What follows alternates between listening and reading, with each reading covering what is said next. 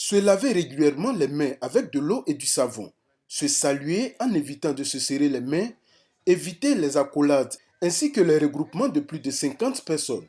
Ce sont entre autres mesures prises par le gouvernement pour protéger les populations du coronavirus et éviter sa propagation.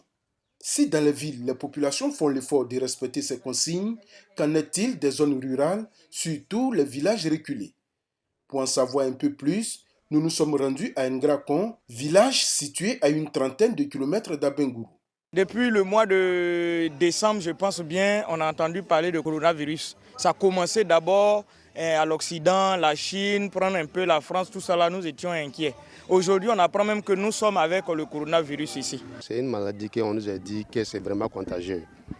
Bon, sincèrement, nous aussi, on voit, ça tue et ça fatigue les gens. Dans ce village d'environ 4000 âmes, la plupart des populations sont informées de la présence de cette maladie en Côte d'Ivoire.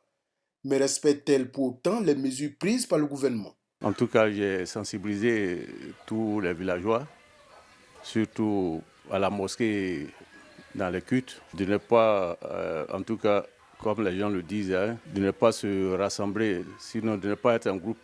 Et puis, bon, de se laver constamment les mains avec du savon. Se laver les mains, c'est une chose que nous oublions aussi très facilement. Se serrer les mains là, c'est une question d'habitude aujourd'hui. Quand il fait jour, tu croises ton prochain, tu lui as pas serré la main, c'est comme si tu ne l'as pas salué. C'est quand on finit même de le faire qu'on se rappelle. À la mosquée, on ne va plus. À la prière, comme à l'église, on ne va plus. Chacun reste chez lui, chacun est dans son chacun serein à la maison.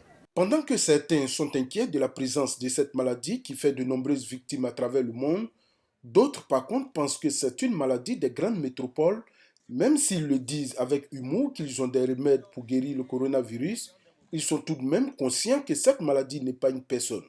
En Côte d'Ivoire, depuis la découverte du premier cas le 10 mars dernier, les chiffres ne font que croître chaque jour qui passe. Une seule manière de freiner cette pandémie, respecter à la lettre les mesures dictées par le gouvernement.